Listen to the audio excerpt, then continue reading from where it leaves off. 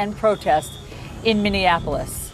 At this hour, fires are still burning on the south side of Minneapolis after protesters took to the streets to demand justice for George Floyd, the unarmed, handcuffed black man who pleaded with a police officer to let him breathe as the officer pinned him to the pavement with a knee to his neck.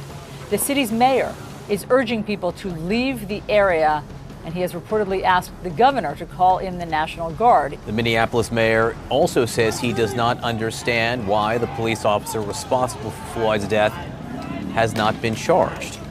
Overnight, police did use tear gas to disperse the crowds. At least one man is dead this morning. The circumstances still under investigation. Police say he was shot and killed outside a pawn shop near the demonstrations. CNN's Omar Jimenez live on the scene. Omar, you've been up all night watching these developments. Tell us what's happening now. Well, John, frankly, Minneapolis is waking up to parts of its city on fire, parts like where we are standing right now, basically across the street from the Minneapolis Police 3rd Precinct, which has really been the central location for these protests. Protests that, as you can see, devolved into riots and multiple structures on fire. As we pan over, you see the smoke billowing across the entire southeast Minneapolis area here. And this, as smoldering and as on fire as it is, when we first got here, right before that or so, this was a 2-story building. There was a whole other section that was completely engulfed in flames and then eventually collapsed. Now you go across the street from this building. You see how the police are set up in the middle of the road right here. They had formed a little bit of a roadblock to prevent people from going across the street into literally what was an active scene of fire this morning. And then across the street is the parking lot where you see some grocery stores that have been looted. And again, this is what happened as the protests began, largely peaceful in at least 2 locations across this city, and then devolved into riots. Now you go into the central reason that we are seeing these protests. It is for the death of George Floyd, but also how that death unfolded. We have seen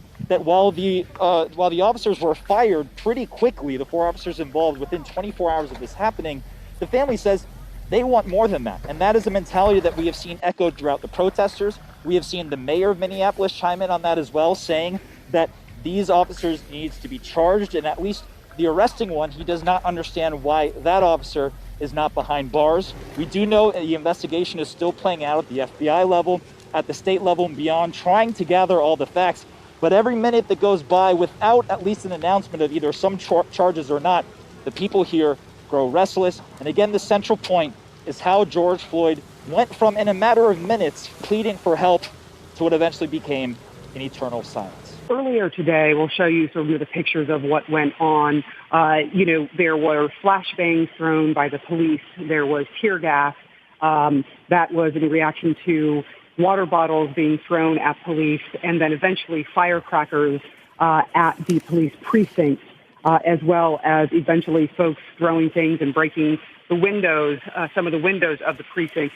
But police responded in force. They came out, flanked the entire side of their precincts, and you saw chaos just erupt.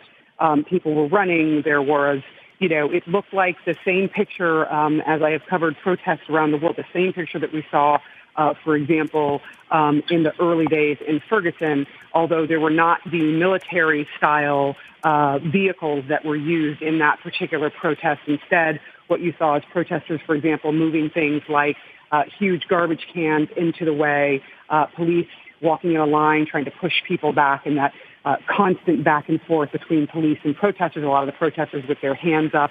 That's just become, the chant in the United States, the hands up, don't shoot.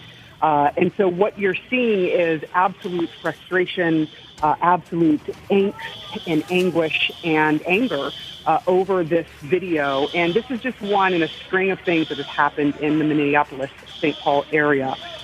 They've had some other incidents where black men have been killed by officers.